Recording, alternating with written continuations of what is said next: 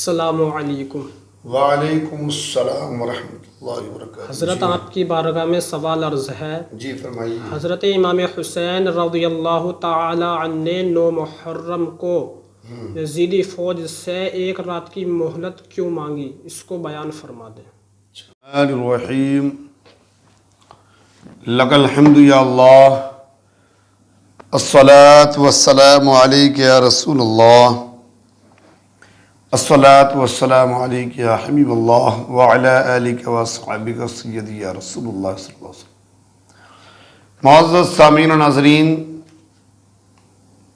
آج اسلامک سوال چینل کے ذریعے مدرسہ اہل سنت راہ بلال موضع بلال پت اسمبلی سنبھل سیم شمیم احمد اشرفی آپ کے سامنے حاضر ہیں ایک اہم سوال کا جواب لے کر۔ تاریخ کربلا پارٹ 9 سوال اور جواب کی شکل میں آپ کی سماعتوں کی دہلیز تک پہنچانے کی سعادت حاصل کر رہا ہوں۔ ابھی آپ نے سوال سنا کہ حضرت امام پاک امام حسین رضی اللہ تعالی عنہ نے 9 محرم کو جب ابن زیاد کے سپاہیوں نے عمر بن سعد کے حکم کے مطابق امام پاک امام حسین کے خیموں پر حملہ کیا تو اس وقت آپ نے ایک رات کی مہلت کیوں مانگی؟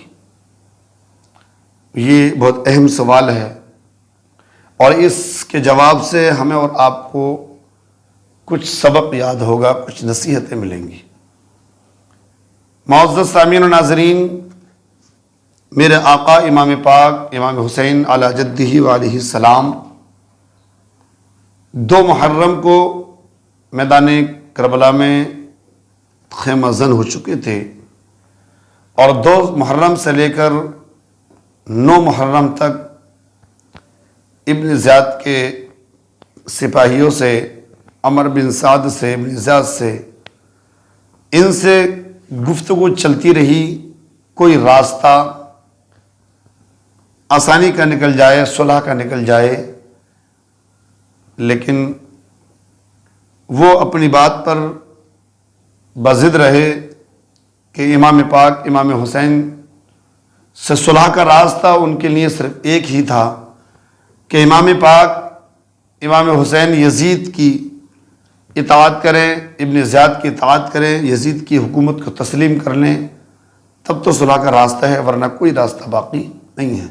حضرت امام پاک امام حسین علی جدہ علیہ السلام نے کہا کہ میں یہاں یزید کی بیعت کرنے نہیں آیا ہوں، ورنہ اگر مجھے یزید کی بیعت کرنی ہوتی تو میں مدینے میں ہی کر لیتا، میں کسی بھی حال میں یزید کی بیعت نہیں کروں گا۔ آخرکار 9 محرم کو عمر بن سعد نے فوج کو حکم دے دیا حملے کا۔ بعد نماز عصر امام علی مقام علی جدہ وعلیہ السلام اپنے خیمے کے سامنے تلوار کو سہارا بنا کر اپنے گھٹنوں پر سر رکھ کر بیٹھے تھے کہ آپ کو نیند آ گئی۔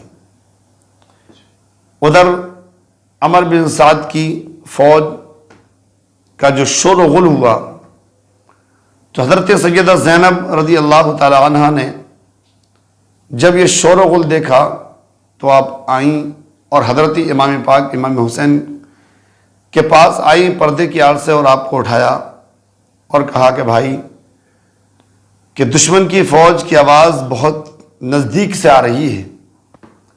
حضرت امام پاک امام حسین نے حضرت عباس علمبردار کو حکم دیا کہ بھائی جاؤ اور جا کر دیکھو آخرکار اس وقت حملہ کرنے کا کیا سبب ہے، اس وقت عمر بن سعد نے حملہ کرنے کا حکم کیوں دیا، کیا سبب ہے۔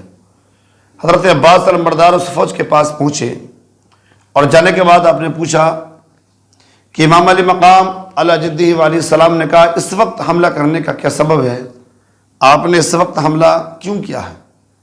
تب انہوں نے جواب دیا کہ ابن زیاد کا بہت سخت حکم ہے اور اس کے حکم پر عمل کرتے ہوئے عمر بن سعد نے ہمیں حکم دیا ہے کہ ہم آپ پر حملہ کریں، اور یا تو آپ ابن زیاد کی اطاعت کریں ورنہ لڑنے کے لیے تیار ہو جائیں۔ حضرت امام پاک امام حسین تک یہ پیغام حضرت عباس علمبردار نے پہنچایا کہ اس وقت حملہ کرنے کا سبب یہ ہے، اس وجہ سے حملہ کیا۔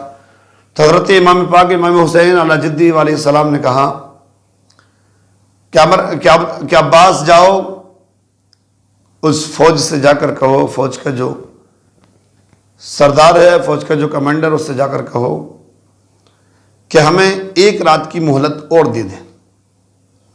کیوں مانگ رہے ہیں مہلت؟ یزیدیوں سے ڈر کر نہیں، ابن زیاد کے سپاہیوں سے ڈر کر نہیں، اب ایک رات کی مہلت امام کیوں مانگ رہا ہے؟ حضرت امام پاک عباس جا کر کہو ایک رات کی مہلت اور دے دو تاکہ حسین اور حسین کے ساتھی ایک رات اور دل کھول کر اپنے رب کی عبادت کر لیں، ایک رات اور اپنے رب سے راز و نیاز کی باتیں کر لیں، ایک رات اور کھل کر قرآن مقدس کی تلاوت کر لیں، ایک رات اور کھل کر اپنے رب کی بارگاہ میں توبہ و استغفار کر لیں۔ اللہ تعالیٰ خوب جانتا ہے، حضرت امام حسین نے کہا اللہ تعالیٰ خوب جانتا ہے کہ میں نماز اور توبہ و استغفار سے کتنی محبت رکھتا ہوں۔ اور جب حضرت عباس رضی اللہ تعالیٰ عنہ نے یہ پیغام حضرت امام حسین کا اس فوج تک پہنچایا کہ آپ کو حملہ تو کرنا ہی ہے لیکن ایک رات کی مہلت اور دے دیں، حضرت امام پاک امام حسین علیہ السلام کی اس بات کو انہوں نے مانا اور ایک رات کی مہلت حضرت امام حسین رضی اللہ تعالیٰ عنہ کو اس فوج نے دے دی۔ تو ایک رات کی مہلت آپ نے کیوں مانگی تھی؟ تاکہ اس رات میں آپ دل کھول کر اپنے رب کی عبادت کر لیں، عبادت و ریاضت کر لیں، توبہ و استغفار کر لیں، اپنے رب کو منا لیں، اپنے رب سے راز و نیاز کی باتیں کر لیں۔ اب حضرت امام پاک امام حسین علیہ السلام نے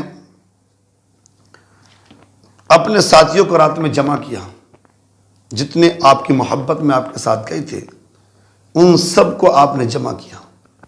وہ جو محبت میں آپ کی گئے تھے اب ان کی محبت کا امتحان لے ہو رہا ہے۔ حضرت امام پاک امام حسین علیہ جدی علیہ السلام نے سب کو اکٹھا کرنے کے بعد ان سے کہا، ان کے درمیان ایک بہترین خطاب فرمایا، تقریر فرمائی۔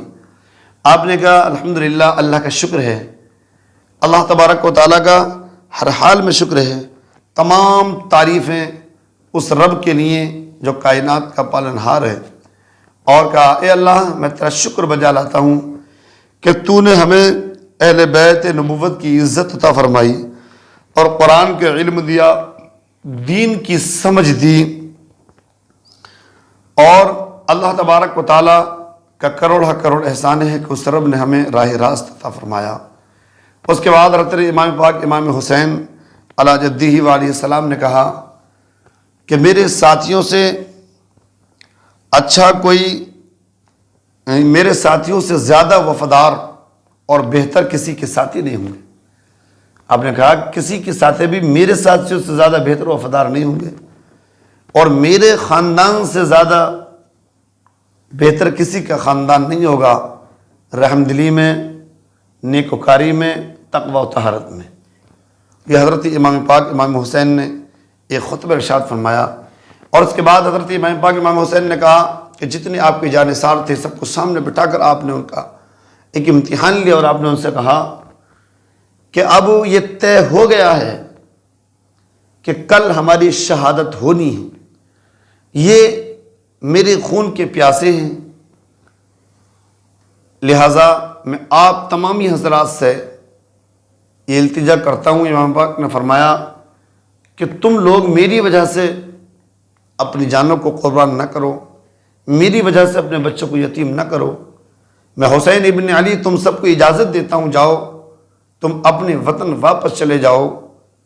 ان کی دشمنی اگر ہے تو مجھ سے ہے، ان کی اگر کوئی جھگڑا ہے تو مجھ سے ہے، میری وجہ سے آپ اپنی جان خطرے میں نہ ڈالیں، لہٰذا میں اجازت دیتا ہوں کہ آپ جو سواریاں ہمارے ساتھ آئی ہیں ایک ایک سواری کو لیں اور اپنے وطن واپس چلے جائیں۔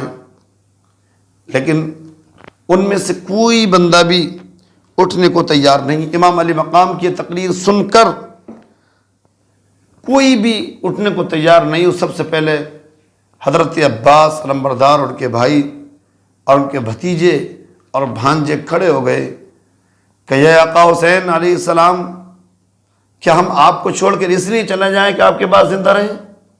خدا ہمیں ایسا دن نہ دکھائے کہ ہم آپ کے بعد زندہ رہیں، ہم ہرگز آپ کو یہاں چھوڑ کر نہیں جائیں گے۔ آپ نے پکار کر کہا، امام پاک نے کہا حضرت عقیل کے بیٹوں سے، حضرت عقیل کون ہے؟ حضرت امام حسین کے چچا ہیں، تو حضرت عقیل کے بیٹوں سے کہا کہ آپ کے لیے تو حضرت مسلم کی شہادت ہی کافی ہے، آپ لوگ اپنے وطن چلے جائیے، واپس چلے جائیے، میں تمہیں اجازت دیتا ہوں اور میں تم سے خوش ہوں۔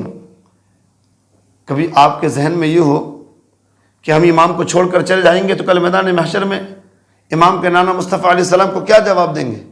تو کہا میں تمہیں اپنے کام سے بھیج رہا ہوں، تمہیں اجازت دیتا ہوں، کل میدان محشر میں تمہاری شفاعت کراؤں گا۔ اس کے باوجود بھی کوئی جانے کو تیار نہیں۔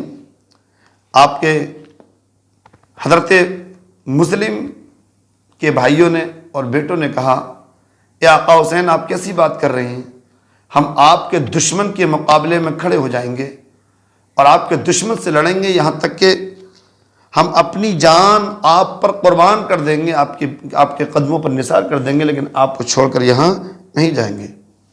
ایک بہت بوڑھے آپ کے ساتھی حضرت مسلم بن غوث جاسدی کھڑے ہو گئے اور کھڑے ہو کر کہنے لگے کہ اے امام ہم آپ کو چھوڑ کر چلے جائیں؟ ہم ہرگز نہیں کر سکتے، ایسا ہرگز نہیں ہو سکتا، خدا کی قسم ہم دشمنوں سے نیزے سے لڑیں گے، ہمارے نیزے ان کے سینوں میں چبھ جائیں گے، اپنی تلواروں سے لڑیں گے، یہاں تک کہ تلوار کا دستہ ہمارے سامنے ہاتھ میں رہ جائے گا، تلوار کا قبضہ ہمارے ہاتھ میں رہ جائے گا، یہاں تک کہ ہمارے پاس ہتھیار بھی ختم ہو جائیں گے، ہم پتھروں سے لڑیں گے۔ ہم امام آپ کی قدموں پر اپنی جان کے ایک خون کے قطرے کو بہا دیں گے، لیکن ایک وار کو بھی آپ کے بچے پر نہیں آنے دیں گے۔ ہر ایک جتنے بھی آپ کے ساتھی تھے سب نے اسی طرح سے حضرت امام پاک امام حسین کی بارگاہ میں سے پیش کیا۔ حضرت سعد بن عبداللہ حنفی یہ بھی آپ کے دیوانے کھڑے ہو گئے، کہنے لگے اے امام کیا ہم آپ کو چھوڑ کر چلے جائیں؟ ایسا ہرگز نہیں ہو سکتا۔ امام ہم جو پروانے ہیں وہ آپ کے ہیں، جب تک یہ شمع روشن رہے گی ہم اس کے ارد گرد گھوم کر اپنی جان کو نذرانہ دے دیں گے، خدا کی قسم اس وقت تک ہم لڑیں گے جب تک ہمارے خون کا آخری قطرہ باقی رہے گا۔